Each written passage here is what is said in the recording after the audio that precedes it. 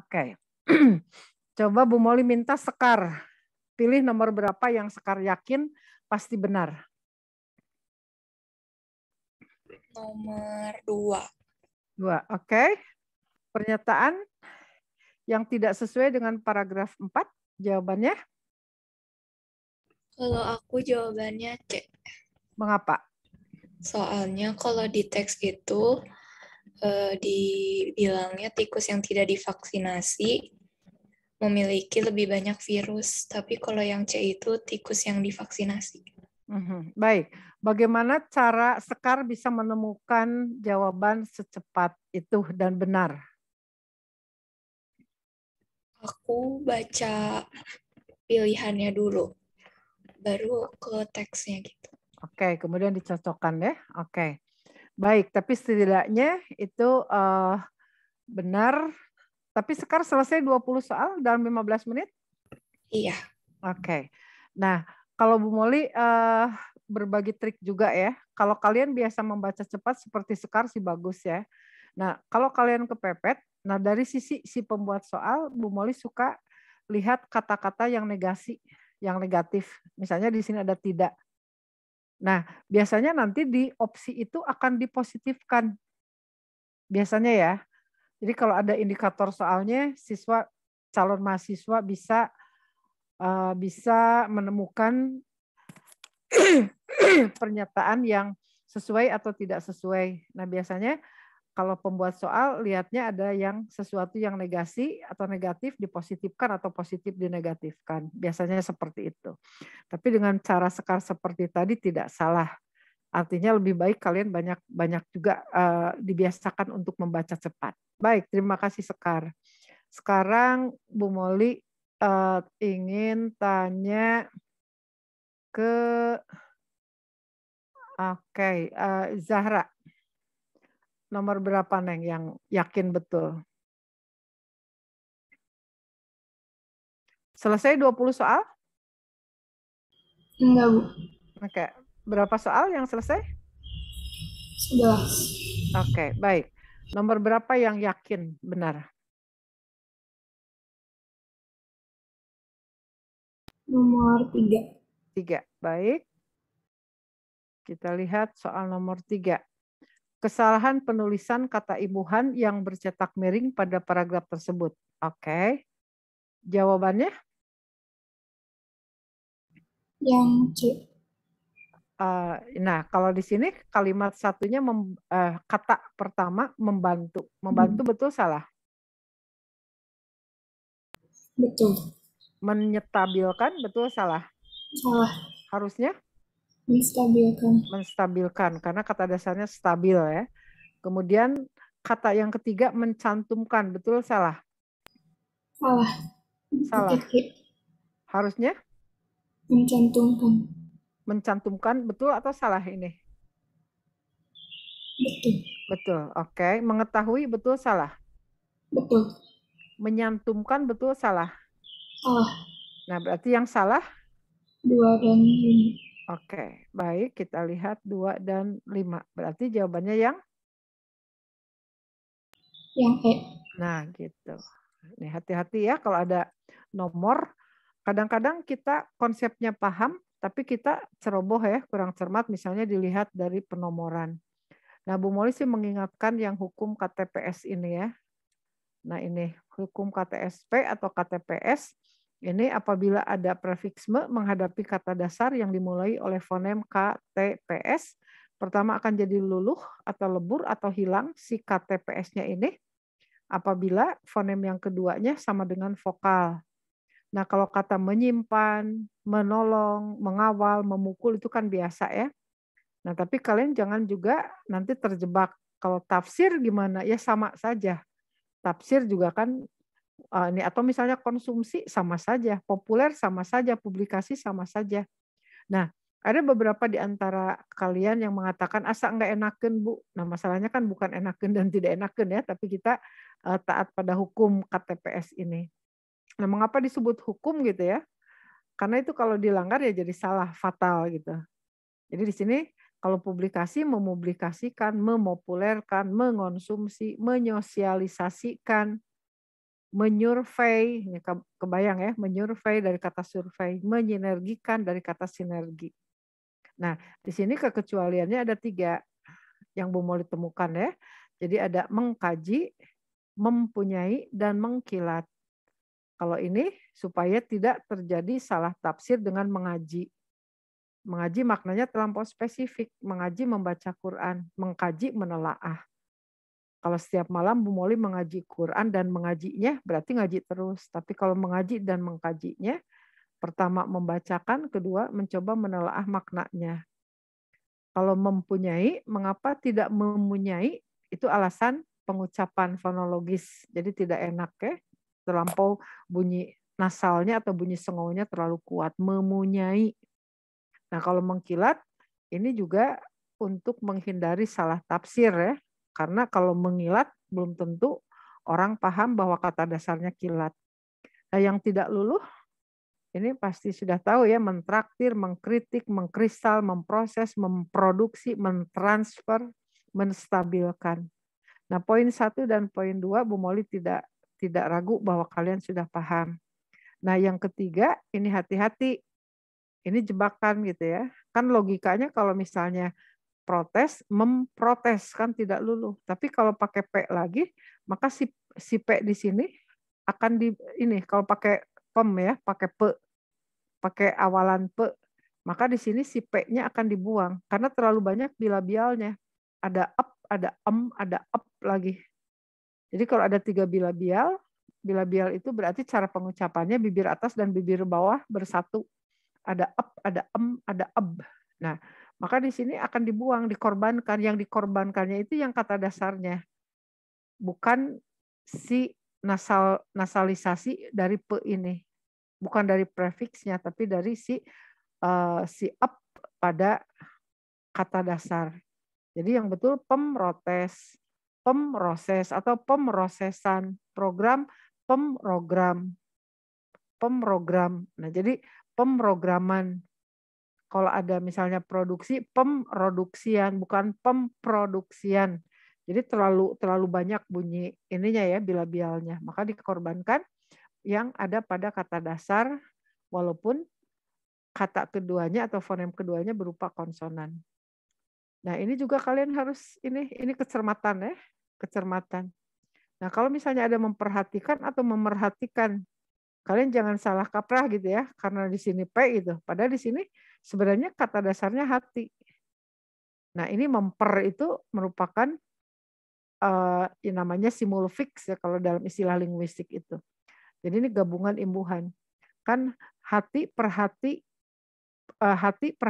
memperhatikan. Jadi bukan memerhatikan ya. Kalau oleh, peroleh, memperoleh juga. Karena kata dasarnya oleh. Jadi tidak memeroleh, tapi memperoleh, memperhatikan.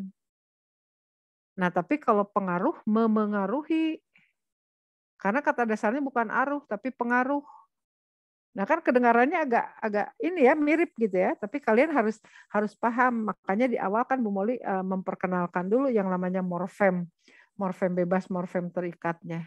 Ingat ya, memperhatikan betul, memperoleh betul. Tapi memengaruhi bukan mempengaruhi. Memengaruhi karena kata dasarnya pengaruh bukan aruh. Nah, ini Bu Moli ingatkan. Kalau kalian bingung gitu ya, nanti kalau di PPU ada yang betul pelihatan atau penglihatan. Nah, ingat saja kata kerjanya. Kalau melihat berarti zero pasti pelihatan. Dengar, mendengar, pendengaran. Kalau rajin tidak ada pengrajin, tapi perajin. Karena ingat pemalas. Kalau mencintai, pencinta. Kalau pecinta berarti bercinta. Sama dengan pedagang kan berdagang. Ya, sangat mungkin ya PPU ini bisa ini beberapa soal yang berkaitan dengan ini proses afiksasi seperti ini. Baik, tadi sudah betul jawabannya. Oke. Nah, oke. Terima kasih ya Zara. Oke, sekarang Bu Moli minta Bita yakinnya nomor berapa Bit?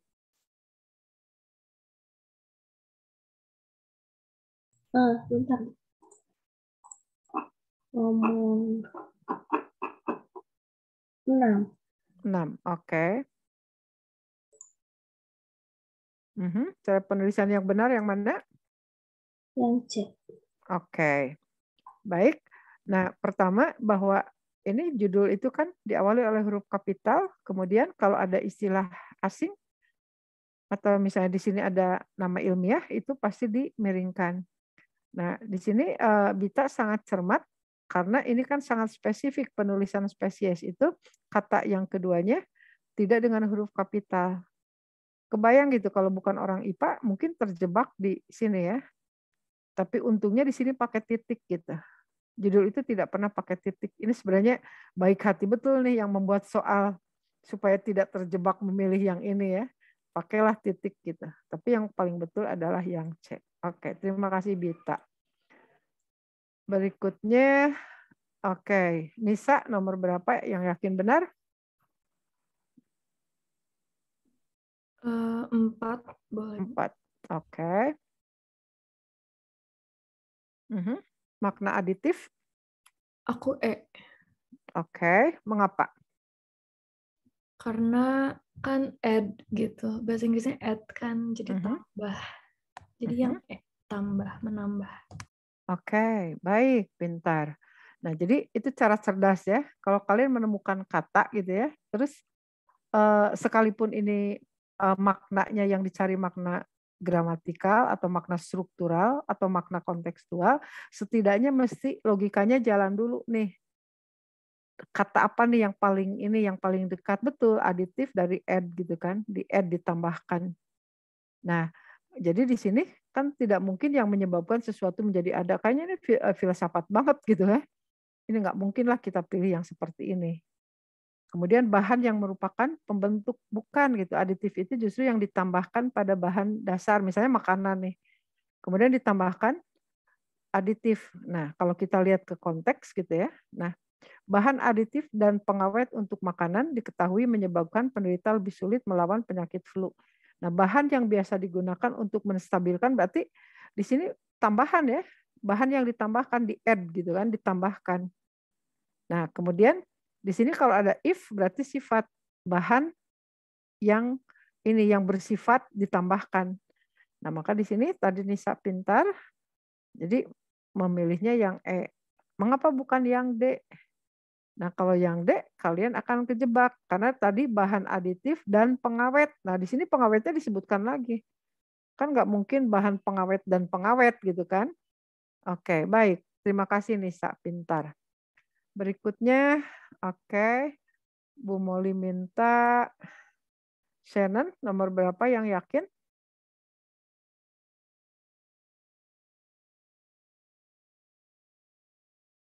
Nomor 8. 8, oke. Silakan. E. Mengapa?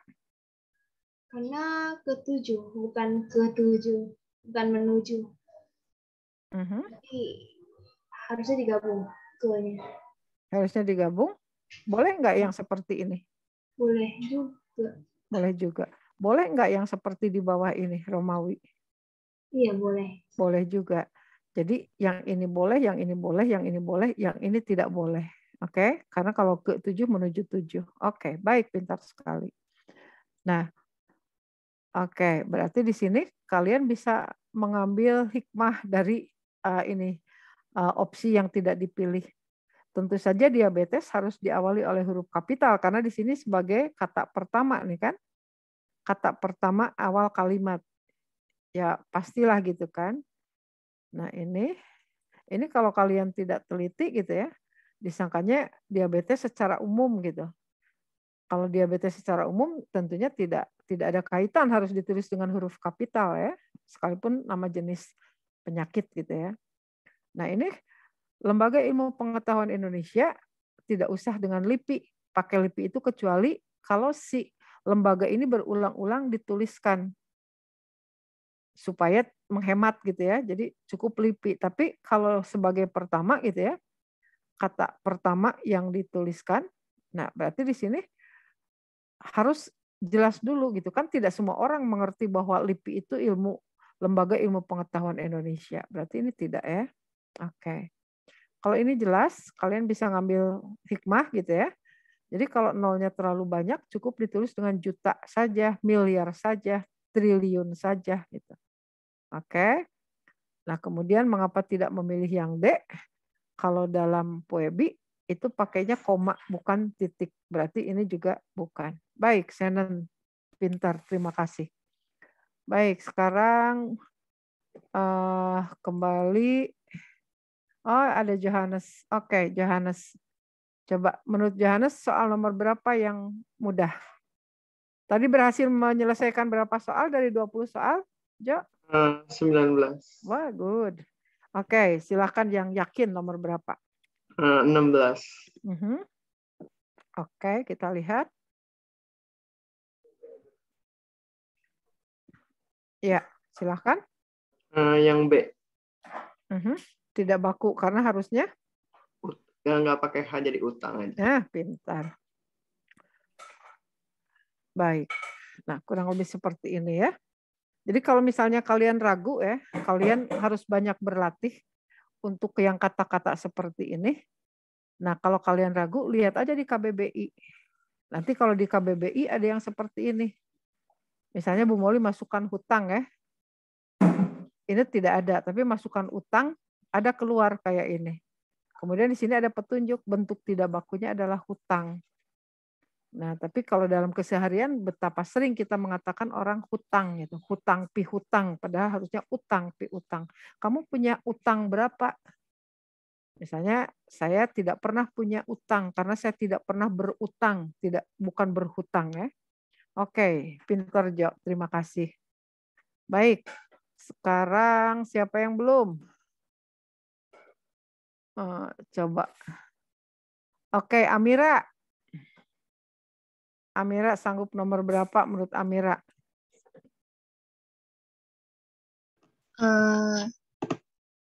Nomor 19, Bu. Oke.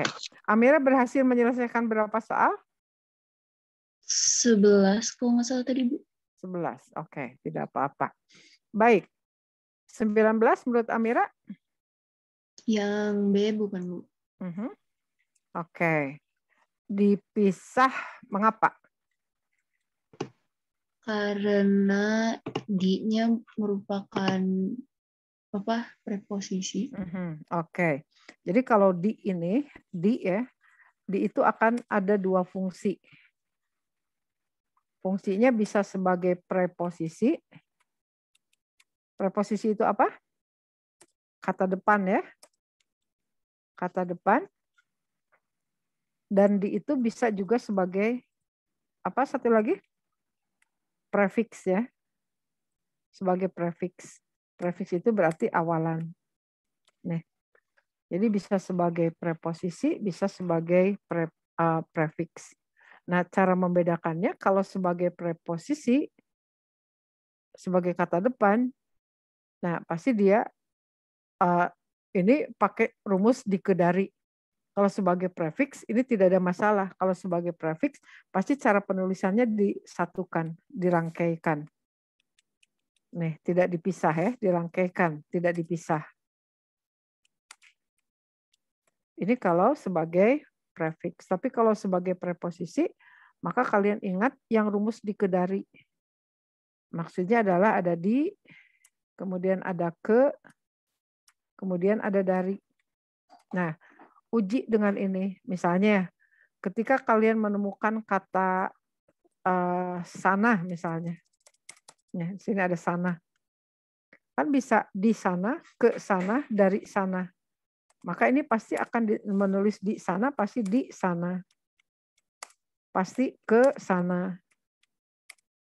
Pasti dari sana. Gitu. Kemudian misalnya kalau ada kata mana misalnya.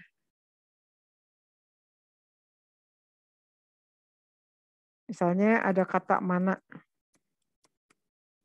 Nah, maka akan ditulis di mana. Mungkin selama ini kalian menulis di mana masih oke lah, ditulis disatukan juga orang paham. Tapi masalahnya bukan paham dan tidak paham ya. Ini benar dan tidak benar. Nah, jadi kalau di mana harus dipisah. Menulis dari mana juga harus dipisah. Menulis ke mana juga harus dipisah gitu. Oke. Nah, beda ketika kalian misalnya ada kata mari. Nah, kan tidak ada di mari. Dari mari tidak ada, maka ke mari pasti digabung. Nah, Bu Molly pernah menemukan dalam soal menulis ada ke sana, kemari. Nah, jadi gini kan, ke sana, kemari. Atau Bu Molly pernah menemukan ada di sana, nah sini. Pasti gini. Nih, ini kan sebenarnya kecermatan ya. Jadi kita bisa mengatakan, oh mengapa? Karena sana sini kan kata ulang ya, kata ulang salin suara. Kalau ini kalian ingat sini ya. Jadi sebagai preposisi. Beda dengan kalau sebagai prefiks atau awalan, ini tidak ada teori apapun, pasti cara penulisannya tidak dipisah atau dirangkaikan. Karena ingat kalau prefiks atau awalan itu namanya morfem terikat. Oke, jadi kalau ini Bu Molly ingatkan, afiks itu imbuhan, ada prefiks, infiks, sufiks, konfiks, itu disebut sebagai morfem terikat. Nah, morfem terikatnya terikat apa? Terikat morfologis. Morfem terikat morfologis itu yang terikat pada kata ya. Jadi tidak bisa berdiri sendiri. Jadi kalau kalian menulis misalnya di sebagai prefiks, pasti nulisnya gini. Nih. Karena dia tidak bisa berdiri sendiri. Nah, yang tanda hubung itu artinya kata dasar. Gitu. Oke. Kalau morfem terikat secara morfologis, berarti dia terikat pada kata. Nah, nanti bisa ada di PPU ya, kalau ada di PPU. Nah, ada morfem terikat sintaksis. Nah, kalau morfem terikat sintaksis, berarti dia terikatnya pada kalimat. Nah, berarti kalian bisa simpulkan kalau di sebagai preposisi, dia terikatnya secara sintaksis. Jadi morfemnya terikat secara sintaksis, karena kalau preposisi pasti ada di dalam kalimat. Tapi kalau prefiks, pasti morfemnya terikat secara morfologis. Karena kalau prefiks adanya di dalam kata. Ini Bu Molly pindahkan ke sini. Nih. Jadi kalau di itu morfem terikat secara sintaksis. Kalau prefiks terikat, nah ini ya, Bu Molly kasih tanda. Nih. Gitu. Oke, baik. Terima kasih. Oke. Baik, terima kasih Amira, pintar jawabannya betul. Sekarang Bu Molly minta Zaki. Zaki nomor berapa, Zak? Yang yakin benar. Nomor 10, Bu. Oke, baik. Jawabannya mana, Jak?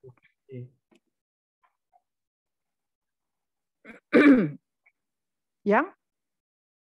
Elang, Bu. Oke, ini ya. Oke, baik, pintar. Mengapa begitu yakin, Jak? Barusan dijelasin soalnya.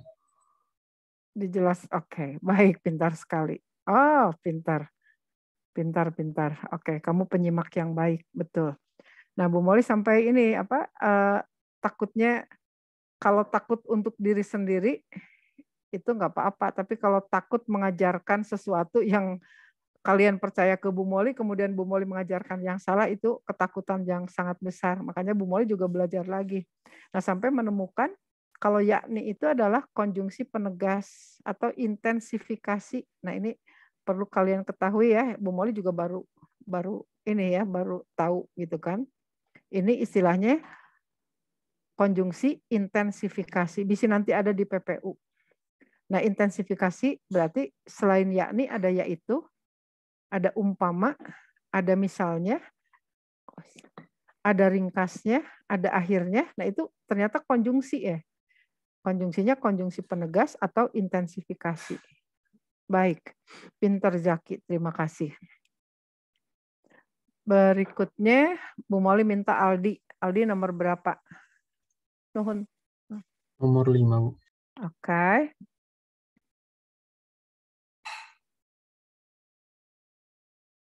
Ya, Al. Yang mana Al? Yang D, Bu. Yang Double. D. Kenapa Al? Karena harusnya kajian ini yang disampaikan, bukan kajiannya yang menyampaikan. Gitu. Oke. Berarti ada apa nih? Subjeknya apa sebenarnya Al? Nah, Baru itu. Bu Molly ingatkan kembali, berarti kalau yang sini seperti ini, soal seperti ini, alasan ketidaktepatan kalimat. Nah, berarti kan secara teoretis itu yang diminta adalah kalian paham mengenai syarat kalimat efektif. Nah, syarat kalimat efektif yang pertama minimal mengandung subjek dan predikat. Nah, objek dan pelengkap ini Bu Molly kasih kurung. Ini artinya boleh ada, boleh tidak. Keterangan ini boleh ada, boleh tidak. Tapi yang paling jelas kalimat efektif itu minimal mengandung subjek dan predikat. Nah, sepengalaman Bu Molly pernah menemukan, sering sekali menemukan ya. Jadi kalau misalnya di awalnya ada preposisi, pasti keterangan. Boleh sih akan menjadi efektif, asal predikatnya harus pasif. Kalau di awal keterangan predikat pasif, pasti subjeknya setelah si predikat pasif ini. Pasti di belakangnya subjek. Pasif itu yang seperti apa? Di atau ter. Gitu ya, di atau ter. Nah, kemudian syarat yang kedua harus logis, harus masuk akal, harus bernalar. Nah, mungkin kalian kalau tidak teliti misalnya, Bu Molly mengajar apa? Bu Molly mengajar bahasa Indonesia. Harusnya Bu Molly mengajar siapa gitu kan? Karena bahasa Indonesia tidak diajar oleh Bu Molly tidak mengajar bahasa Indonesia. Bahasa Indonesia sudah lebih pintar dari Bu Molly, mengapa harus diajar gitu kan? Nah, harusnya kan Bu Molly mengajarkan bahasa Indonesia, tapi Bu Molly mengajar siswa gitu. Nah, kan kesalahan yang seperti ini mungkin tidak terasa gitu ya, tapi ini salah. Nah, misalnya di sini di dalam gua itu menyimpan nenek perawan. Nah, di dalam gua itu keterangan menyimpan aktif, kemudian pasti di sininya objek. Nah, pertama tidak ada subjeknya. Untuk menghadirkan subjek buang preposisi. Nah, tapi setelah dibuang preposisi, di sini ada ketidaklogisan. Gua itu menyimpan. Nah, nggak mungkin lah gitu. Benda mati menyimpan. Karena kalau menyimpan itu proses yang sengaja dilakukan gitu. Beda dengan tersimpan gitu. Tapi kalau tersimpan berarti di depannya harus ada keterangan. Karena tersimpan itu pasif gitu. Oke, seperti ini misalnya. Dalam rapat itu, Dewan Guru membicarakan ini benar. Tapi banyak yang menulis misalnya rapat itu membicarakan kelulusan. Hah, kok rapat membicarakan? Yang membicarakan kan pasti Dewan Guru gitu. Nah, kalau mau diefektifkan harusnya dalam rapat itu Dewan Guru membicarakan kelulusan. Nah, dari sepengalaman Bu Molly, kalau kalian menemukan kalimat yang tidak efektif untuk poin 1 untuk poin 1 dan poin 2, kalian bisa pakai cara ini. Pertama, buang preposisi di awal kalimat.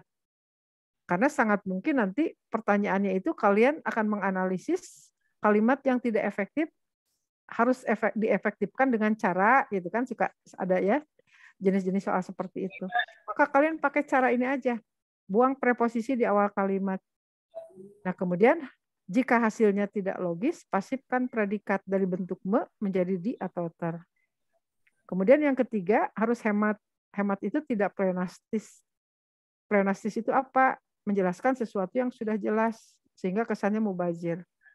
Zaki turun ke bawah, setelah itu naik ke atas. Kemudian dilihatnya darah merah, misalnya, berceceran di lantai atas, misalnya. Wah, itu ada pleonastis atau ada pleonasme yang ada 3 pleonasme, naik ke atas, turun ke bawah, darah merah gitu kan. Kemudian tidak redundan. Redundan itu ada kata yang bersinonim. Contohnya agar dengan supaya kan sama. Jadi jangan dipakai dua-duanya, pilih salah satu. Adalah dengan merupakan sama-sama kata kerja kopula. Ambil salah satu. Mulai dari, nah itu sama maknanya. Mulai dari Johannes hingga Aldi, misalnya. Semuanya sangat kompeten untuk diterima untuk lolos SBMPTN. Nah, jadi kalian bayangkan gitu kan. Jadi kalau misalnya mulai dan dari itu sama. Jadi mulai saja atau dari saja. Atau misalnya ada sejak zaman dahulu kala. Zaman dengan kala itu sama gitu. Zaman dengan kala sama. Nah, berarti itu juga tidak boleh. Oke. Nah, berikutnya ini aja nih rumusnya. Kemudian paralelisme kesejajaran. Jadi jenis kata atau afiks atau imbuhannya harus sama. Jadi kalau misalnya di sini kata sifat dengan kata sifat, kata kerja dengan kata kerja, kata benda dengan kata benda. Cirinya apa? Kalau kalian menemukan dan. Nah, dan itu kan menunjukkan keparalelan atau juga keparalelan. Kan harus kalau memilih kan harus seimbang gitu kan, memilih ini, memilih ini. Nah, ini sangat mungkin ya. Nah, Bu Molly sejak tahun ini menemukan gitu ya. Dulu nggak kepikir, tapi semakin sering saya membahas soal rasanya untuk kalimat efektif bisa juga nih dijadikan ini patokan gitu kan. Kalau kalian menganalisis kalimat efektif, tambahkan konjungsi korelatif. Kalau dulu belum terpikir ya, karena namanya proses belajar. Bu Molly juga sama dengan kalian, setiap hari belajar gitu kan. Belajar bagaimana supaya bahasa Indonesia semakin terasa mudah oleh kalian. Nah, jadi kalau konjungsi korelatif ini harus dihafalkan. Ini tidak bisa ditukar-tukar. Tidak itu pasangannya pasti tetapi.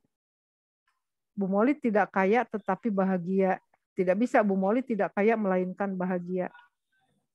Karena secara struktur itu cacat. Tapi kalau secara makna kalian paham. Karena pasti akan fokusnya pada kaya dan bahagia gitu. Nah, misalnya Bu Molly bukan artis tetapi guru. Nah, kalian tidak akan protes gitu. Seperti tadi misalnya kalau ketika Bu Molly mengatakan Bu Molly mengajar bahasa Indonesia. Pasti akan baik-baik saja kedengarannya gitu kan. Tapi kalau kita berbicara normatif gitu ya, struktur itu pasti salah. Jadi di sini hati-hati ya. Bukan pasangannya melainkan, tidak hanya, tetapi juga. Bukan hanya, melainkan juga. Baik titik-titik maupun titik-titik. Entah bla bla bla, entah bla bla bla. Sedemikian rupa sehingga. Nah, Bu Molly ingatkan nih, hindari nih yang kayak gini. Ini biasanya pengecoh. Ini pengecoh. Nah, jadi kalau Bu Molly perhatikan, yang ini jadi pengecoh karena kalian betapa sering guru matematika mengatakan jika maka gitu. Jika bla bla bla maka bla bla bla. Nah, kebayang kalau kalian sangat respect terhadap guru matematika gitu. Seolah-olah apapun yang disampaikan oleh beliau-beliau gitu menjadi sebuah kebenaran gitu. Padahal kan beda ya, kalau secara konten pasti jago matematikanya gitu kan. Tapi kalau secara kebahasaan mungkin ada cacat bahasanya. Jadi kalian ingat ya, jika dan maka itu tidak boleh dipersandingkan. Walaupun dengan tetapi, itu juga sesuatu yang tidak boleh. Jadi ambil contoh, walaupun Johannes sudah belajar dengan sungguh-sungguh, tetapi ia merasa belum maksimal. Kan rasanya semakin mempertegas gitu ya. Jangan-jangan dengan penalaran yang sederhana mengatakan, oh itu kalimat yang bagus karena itu menegaskan. Tidak seperti itu ya. Jadi si pasangan ini hindari. Dan Bu Molly banyak menemukan di dalam soal. Baik. Nah, jadi kembali ke sini ke Aldi. Jawaban Aldi betul ini. Nah, penjelasannya bisa Bu Molly tambahkan. Kajian ini subjek kan? Bagaimana Bu Molly yakin ini subjek? Karena di sininya bersih, tidak ada preposisi. Nah, kemudian predikatnya pasti menyampaikan. Menyampaikan pasti predikat. Nih, warna hijau. Kan apa yang menyampaikan kajian ini? Bagaimana kajian ini menyampaikan? Ini subjek predikat. Secara sepintas ini subjek dan predikatnya ada gitu. Kalau kalian hanya mengacu pada syarat yang pertama, ini akan benar gitu. Tapi kalian lihat lagi, sekali lagi, sebelum kalian melihat ke pilihan yang lain. Nah, mungkin nggak kajian ini menyampaikan? Nah, kalau misalnya masih belum yakin, lihat. Kan kalau predikatnya aktif, harusnya ini akan menjadi objek. Robert Freebaum disampaikan oleh kajian ini. Kan ada ketidaklogisan, benar? Betul? Kan tidak mungkin Robert Freeborn disampaikan oleh kajian. Tidak mungkin gitu. Nah, berarti di sini ada ketidaksinkronan, ada ketidaklogisan. Nah, tadi sudah Bu Molly sampaikan kalau tidak logis berarti caranya adalah pasifkan saja predikat. Dan kalian sudah tahu predikatnya menyampaikan, berarti ubah aja menyampaikan menjadi disampaikan. Oke, paham? Baik, terima kasih Aldi. Pintar sekali. Baik, berikutnya coba Bu Molly ingin Abra yang membahas nomor berapapun yang Abra yakin betul.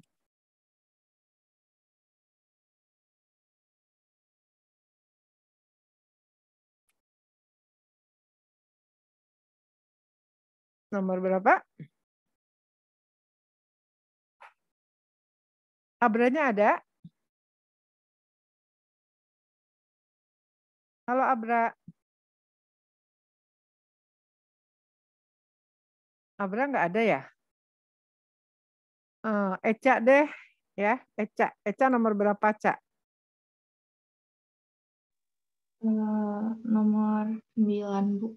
Oke, baik. Baik. Menurut Eca, subjeknya mana, Cak? Yang 442 juta orang dewasa.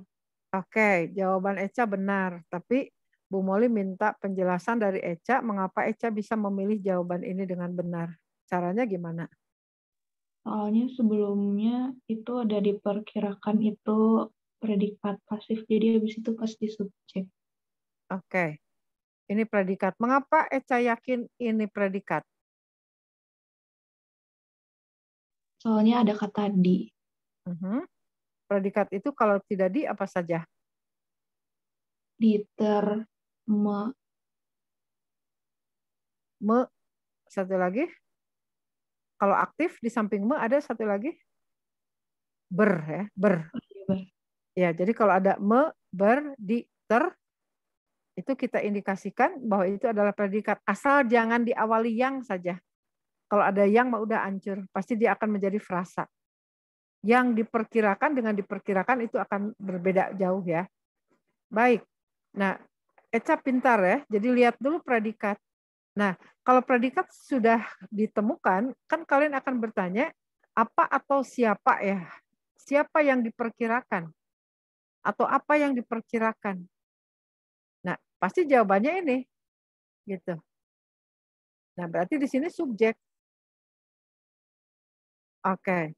Dan sebenarnya ini juga bisa sampai dengan orang ini. Karena di sini bisa menjadi frasa, bisa menjadi klausa ya.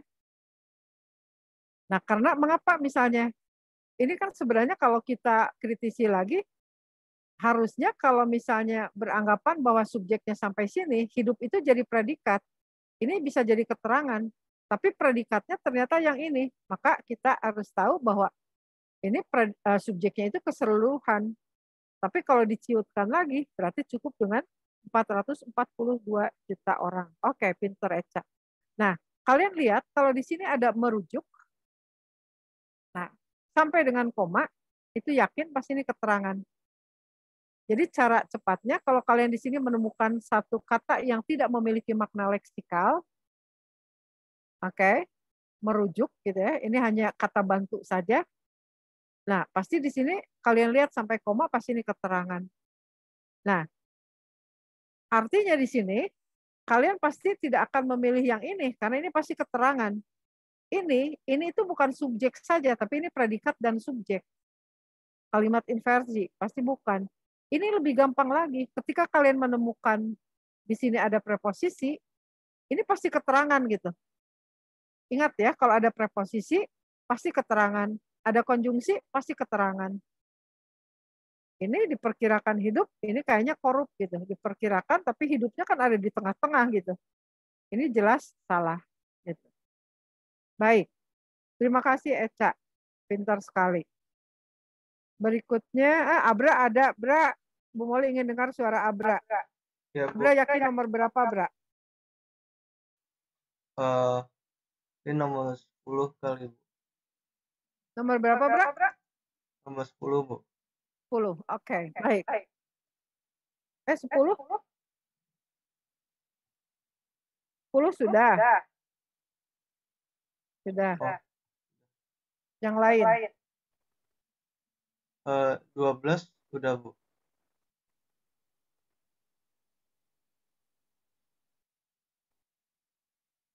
Yang lain? Abra? Iya, Bu. 12.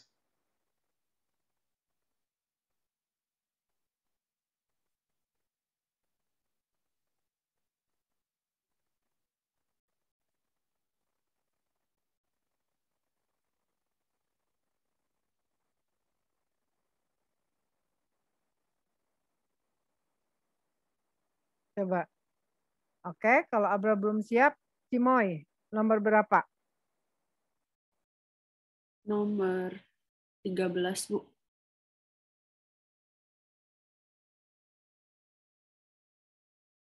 Halo, Bu.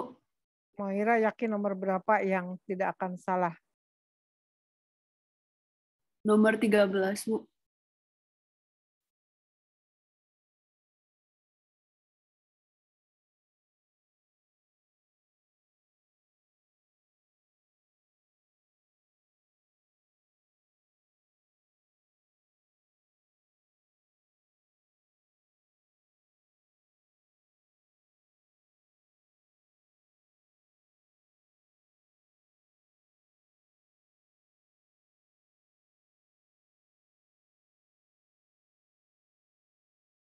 Nomor berapa, Moy?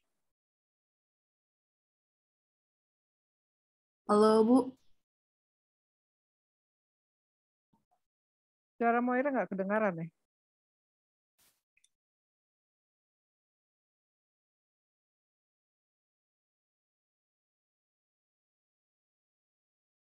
Nggak kedengaran nih suara Moira.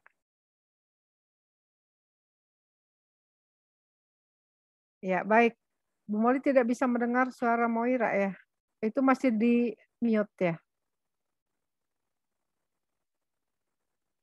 Oke, lagi bermasalah kali ya jaringannya ya. Cak, suara Bu Moli kedengaran nggak, Cak?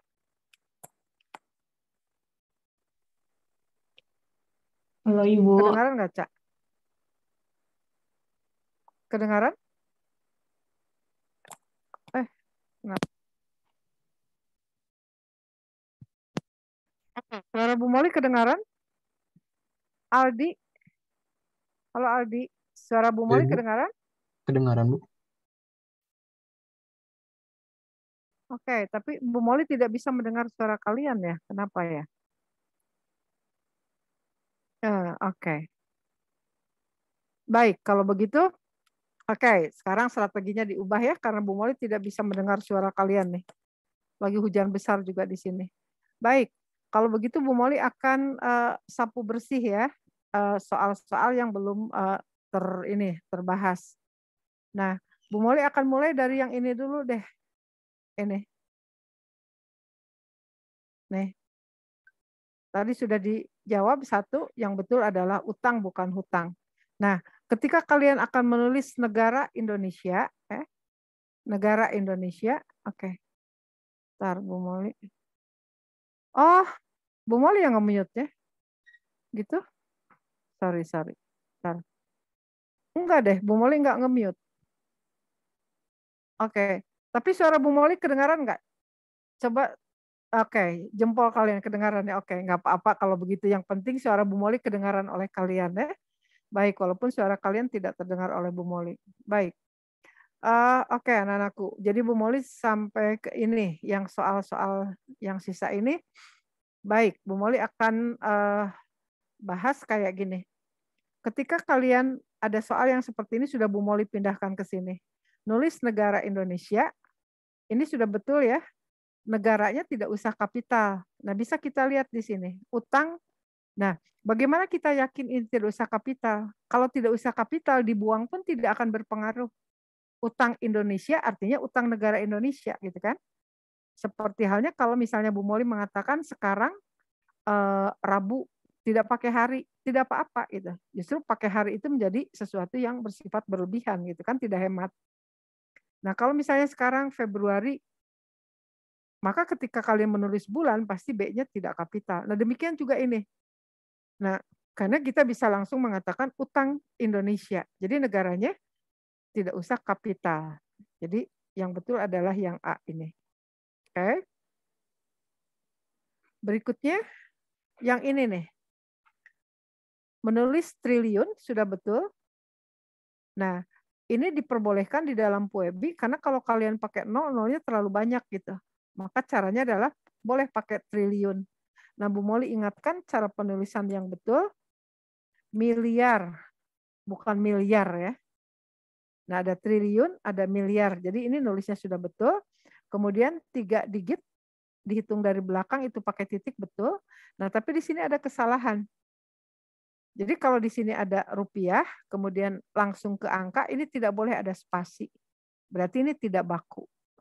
Jadi kalian bayangkan hal seperti ini, berarti kalian mesti mengerti konsep dan harus cermat gitu ya. Kalau kalian tidak cermat, ini bisa terkecoh. Nah, ini tadi sudah Bu Moli jelaskan ya. Ini tadi sudah bagus dijawab. Kemudian, nah, di sini kan soal yang kayak ecek-ecek banget, tapi ini bisa menjerumuskan nih. Kalian lihat kalau di sini kutipan langsung ya.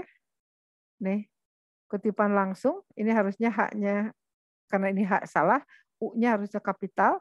Nah, kalian lihat tanda baca. Kalau ada tanda baca harus di dalam si kalimat ini. Karena kan ini kalimat akhir gitu kan. Kemudian di sini tanda petik. Oke, tanda petik ya. Ini kutipan, kemudian ditandai oleh tanda petik. Ya, berarti harusnya di dalam. Oke, nah berarti di sini tanda baca dipindahkan ke dalam kutipan. Nah, kalian ingat ya, kalau di sini titik, nah ujarnya tidak usah kapital, karena di sini Satu Kesatuan Ujar Pengamat Perekonomian Indonesia, Daeng, titik. Ya, paham ya? Kalau misalnya di sini koma, harus ada kelanjutannya. Nanti ada tanda petik lagi, kemudian di dalam tanda petik jangan kapital kalau di sininya koma. Misalnya Moira mengatakan koma tanda petik. Misalnya hari ini saya begitu lelah, koma. Nah, kemudian atau gini, hari ini saya begitu lelah, tanda petik ya, tanda petik, koma, ujar Moira, kemudian karena di sini koma harus ada kelanjutannya, koma lagi, tanda petik lagi. Misalnya, padahal misalnya saya harus mengerjakan tugas-tugas yang lain, misal. Oke ya, hati-hati yang seperti ini. Baik, mari kita lihat dari atas.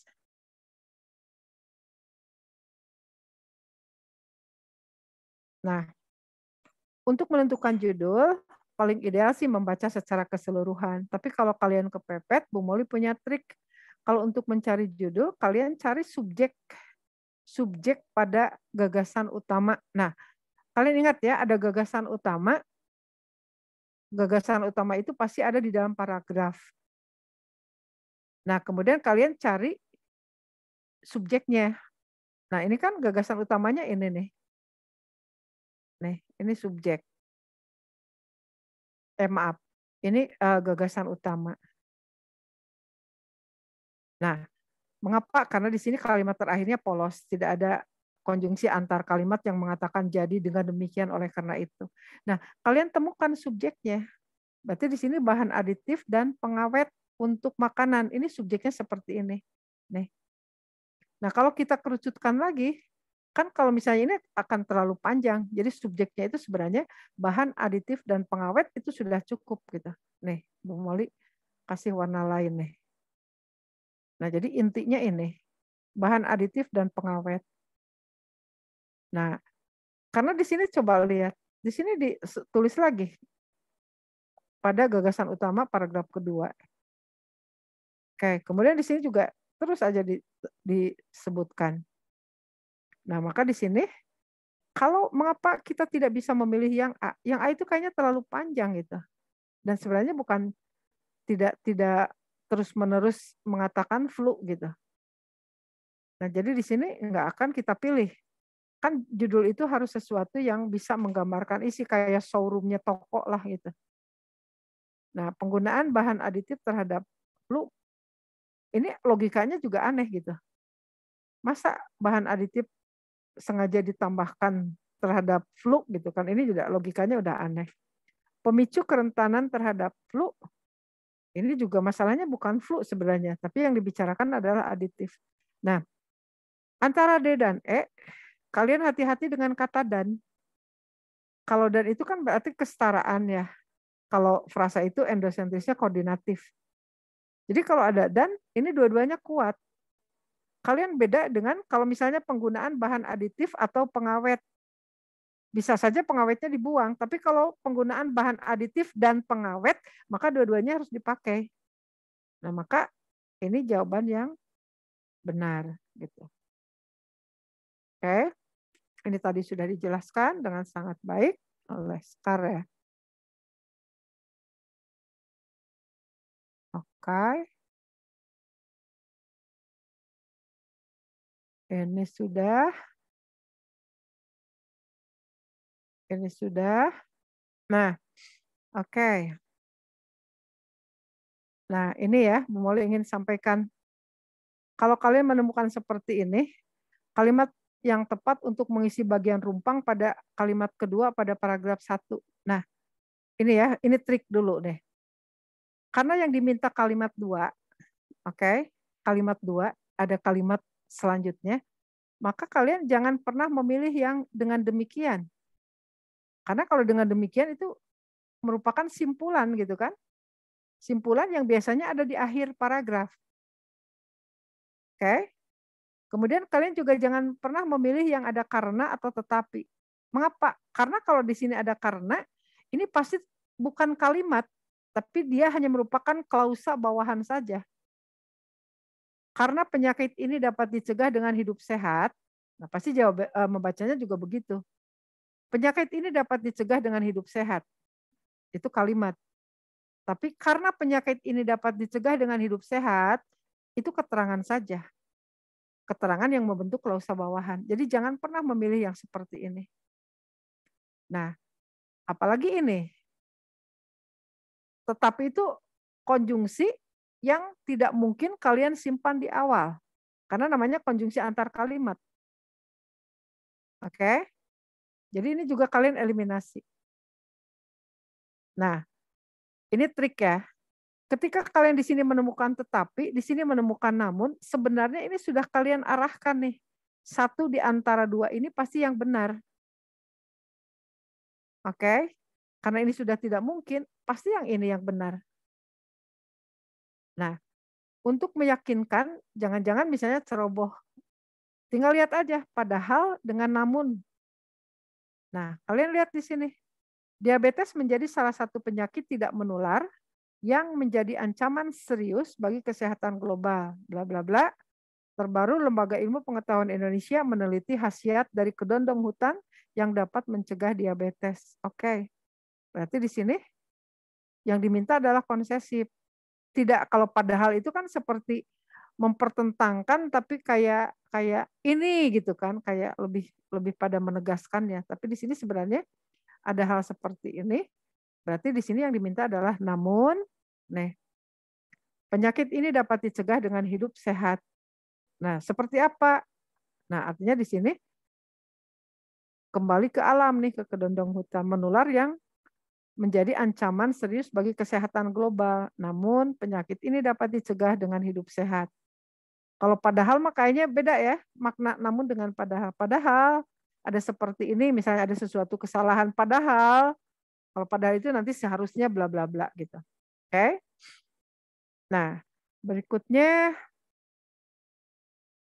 nah misalnya kalian menemukan soal seperti ini, pertanyaan yang jawabannya terdapat pada teks tersebut kecuali, berarti yang anomali nih. Oke. Nah, ini pendek sebenarnya bisa kalian ini ya. Oke, kita supaya efektif ininya simpan dulu, kita lihat yang 12. Kata tersebut pada kalimat ke-6 merujuk pada kalimat ke-6. Nih, pencegahan tersebut. Nah, berarti kalian harus lihat kalimat sebelumnya. Supaya aman, biasakan kalau kalian mencari kata rujukan atau acuan, kalau Bu Molly menyarankan bacanya 2 kalimat. Ambil contoh. Faktor pendorong penyakit diabetes Ada yang salah di sini ya. Tanda baca apa nih? Sebelum yakni itu harus ada apa? Koma. Koma ya. Oke. Tuh kedengaran lagi suara kalian. Diabetes, koma, yakni. Ingat rumus TSM-YY. Yakni kelebihan berat badan atau obesitas. Nah, berarti di sini ini yang dibicarakan. Kelebihan berat badan atau obesitas. WHO menyatakan 80% kejadian diabetes dapat dicegah. Kejadian diabetes dapat dicegah. Nah, pencegahan tersebut, oke, berarti pencegahan apa nih? 80% kejadian diabetes dapat dicegah. Oke. Nah, sebenarnya di sini yang dapat dicegah itu diabetesnya atau kelebihan berat badan atau obesitas. Kita lihat ya, kalau misalnya kita di sini berasumsi bahwa ini diabetes, pencegahan diabetes dapat dilakukan dengan mengonsumsi makanan sehat, aktif secara fisik, dan menghindari penambahan berat badan. Oke. Nah ini rasanya pas gitu. Mengapa kita tidak mengambil kelebihan berat badan atau obesitas? Kalau di sini pencegahan kelebihan berat badan atau obesitas dapat dilakukan dengan mengonsumsi makanan sehat, aktif secara fisik, dan menghindari penambahan berat badan yang berlebihan. Oke. Nah sekarang dua-duanya mungkin. Menurut kalian yang mana sebenarnya? Kata tersebut merujuk pada yang mana? Diabetes. Oke, diabetes. Pencegahan diabetes atau pencegahan, nah faktor pendorong penyakit diabetes, kelebihan berat badan atau obesitas. WHO menyatakan 80% kejadian diabetes dapat dicegah. Jadi pencegahan tersebut, pencegahan diabetes ini ya, diabetes ini. Oke. Nah ada nggak mencegah diabetes, komplikasi diabetes? Yang semuanya diabetes nih. Aku pilihnya B. Oke, penyakit diabetes. Oke, penyakit diabetes. Baik. Nah, kalau di sini diabetes pastinya penyakit ya. Pintar juga Shannon, strateginya betul. Jadi kalau misalnya di sini semuanya diabetes, bukan kelebihan berat badan atau obesitas gitu ya. Ini nanti Bu Molly perlu meralat tadi di kelas sebelah kelihatannya cenderung ke sini ya. Nah, padahal kalau kita lihat lebih teliti, pencegahan bukan pencegahan kelebihan berat badan, tapi pencegahan diabetes. Karena di sini pilihannya tidak ada diabetes, mana yang maknanya sama. Kalau penyakit diabetes, ya di sini pasti yang dibicarakan si diabetesnya gitu kan. Beda dengan pengaruh, dengan mencegah, ini beda lagi tuh. Komplikasi beda. Oke. Berarti di sini penyakit diabetes. Pinter. Oke. 13, ini pasti sudah teramat gampang ya. Mengkonsumsi seharusnya mengonsumsi. Dari tadi sudah gatal lihatnya. Penggunaan tanda koma yang tepat terdapat pada pasangan kalimat nomor. Kita lihat. 1. Berdasarkan data health.data.org, ini ada koma.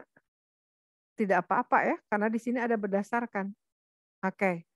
Di sini mengapa Bu Molly mengatakan tidak apa-apa, sebenarnya tidak pakai koma juga tidak apa-apa.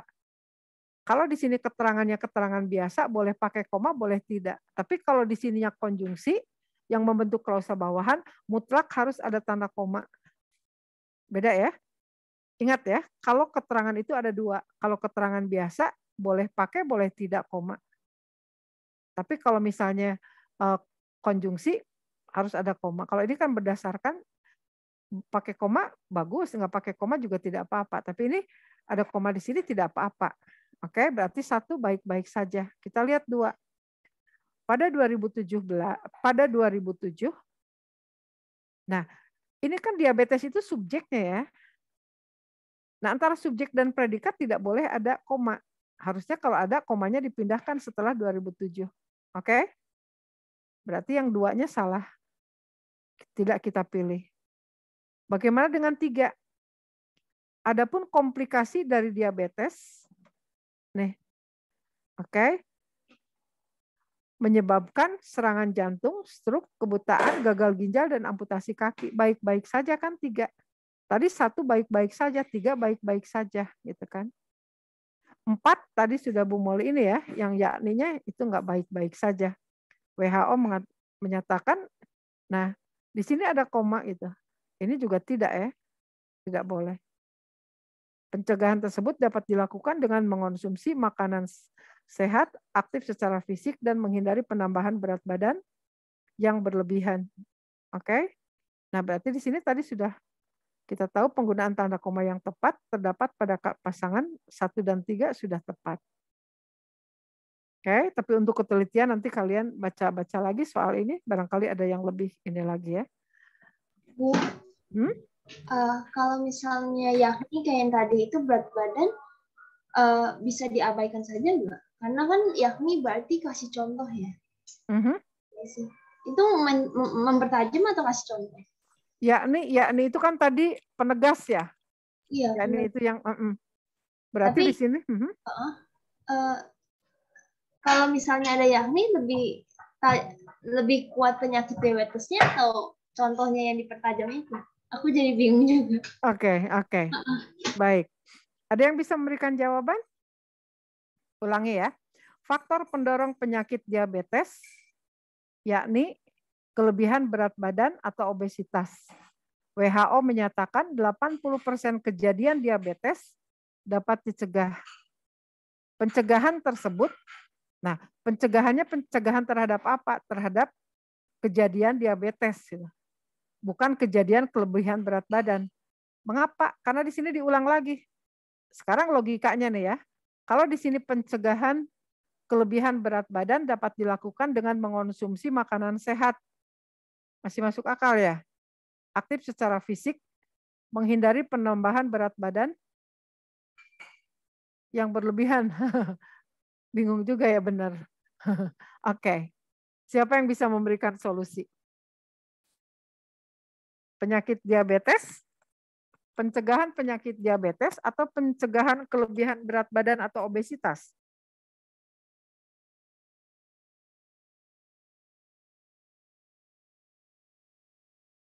Jadi sebenarnya kalau di sini ya, kalau kita lihat, kelebihan berat badan itu menegaskan faktor pendorong penyakit diabetes kan? Ya. Oke. Jadi sebenarnya di sini ini menjelaskan dari si penyakit diabetes ini. Jadi kalau saya yakin yang tadi kamu sampaikan penyakit diabetes bukan si kelebihan berat badan ini. Karena ini dijelaskan kembali, tapi intinya adalah si penyakit diabetes. Kalau misalnya di sini faktor pendorong penyakit diabetes misalnya yakni kelebihan berat badan atau obesitas. Tapi di sini yang sebenarnya yang dijelaskan adalah si penyakit diabetesnya gitu. Oke. Jadi pencegahan penyakit diabetes dapat dilakukan dengan, nah itu kayaknya lebih sejalan gitu ya, lebih logis gitu alurnya. Daripada kalau ini nampaknya kalau diinterpretasikan bisa-bisa saja gitu kan. Tapi sebenarnya kalau kita menganalisis lihat saja yang eksplisit yang tertulis gitu. Oke. Baik, Senan, terima kasih. Nah, jadi ini kemudian kita lihat kalau yang kayak gini pertanyaan yang jawabannya terdapat pada teks kecuali kalau saya melihat ini langsung saja ya, yang A itu agak aneh logikanya. Apa saja yang dimaksud dengan penyakit diabetes? Lah, penyakit diabetes itu satu gitu kan. Apa saja yang dimaksud? Maksudnya apa? Maksudnya apa? Kalau misalnya apa saja jenis penyakit diabetes, mungkin ada diabetes kering, ada diabetes basah. Nah, tapi di sini kan apa saja yang dimaksud? Nah, nggak nyambung gitu. Oke, kalau yang lainnya bisa ada di sana. Baik. Nah, berikut yang menjadi akibat dari adanya komplikasi diabetes kecuali. Nah, oke. Kalau kita tidak punya waktu, kita masih bisa pakai logika. Jadi akibatnya diabetes itu mengakibatkan serangan jantung, mengakibatkan stroke, mengakibatkan gagal ginjal, mengakibatkan amputasi kaki, tapi tidak mengakibatkan kelebihan berat badan. Kelebihan berat badan itu sebab, bukan akibat. Benar nggak? Ya, nah itu dari logika bisa ketemu nih. Jadi kalau kalian semakin sering lihat soal ini ya, PBM dan PPU akan ketahuan alur pikiran si pembuat soal itu ke sanalah gitu ya. Tidak usah terlampau khawatir. Nah, sudah. Sadaqallahul azim gitu ya. Sudah. Nah, waktunya pas. Kurang 4 menit. Nah, baik anak-anakku, kurang lebih seperti itu. Ada Hasna. Hasna tidak bersuara.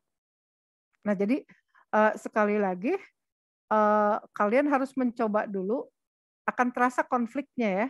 Kita sedang mencari konflik, kalau terasa konflik kalian akan mencari penyelesaian. Tapi kalau kalian misalnya hanya mendengarkan Bu Moli, bisa jadi kalian ngantuk.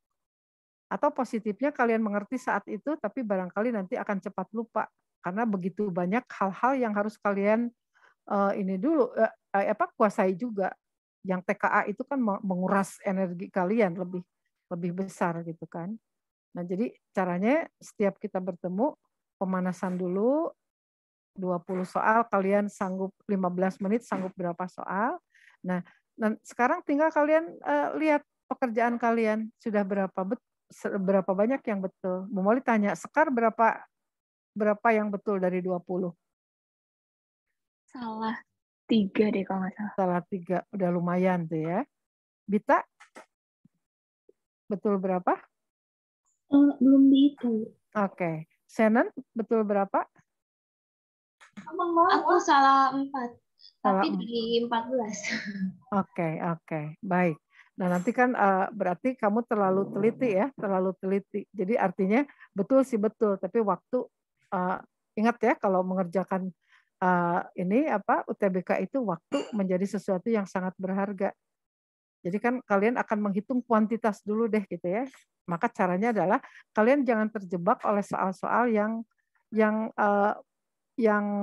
memancing kalian untuk terus-terusan berdiam di soal yang itu.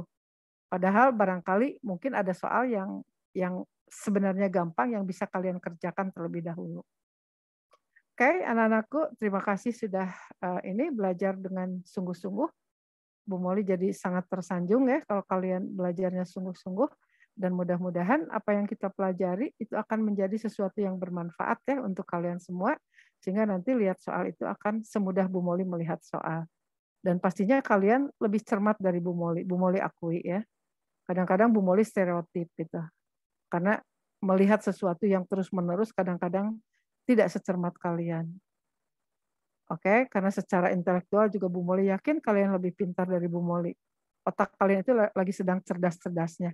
Kalau Bu Moli sudah banyak hal yang mulai lupa ya, tapi kalian bagus sekali. Oke, pertahankan itu, terus semangat, jaga kesehatan fisik dan kesehatan mental. Mentalnya harus kuat ya. Jangan cepat menyerah, jangan cepat puas, jangan cepat putus asa gitu ya. Kalau ada sesuatu yang kalian tidak tahu, catat. Ketika bertemu dengan guru, diskusikan, cari solusi. Jangan udahlah, capek-capek ini dikerjakan belum tentu keluar. Jangan seperti itu. Anggap saja semua yang menjadi pertanyaan kalian itu akan keluar di dalam soal. Jadi harus ada kepenasaranan gitu ya. Kalian harus bisa mengerjakannya dengan baik. Baik anak-anakku yang Bu Moli kagumi ya, Bu Moli akhiri. Terima kasih. Wabillahi taufiq wal hidayah. Assalamualaikum warahmatullahi wabarakatuh.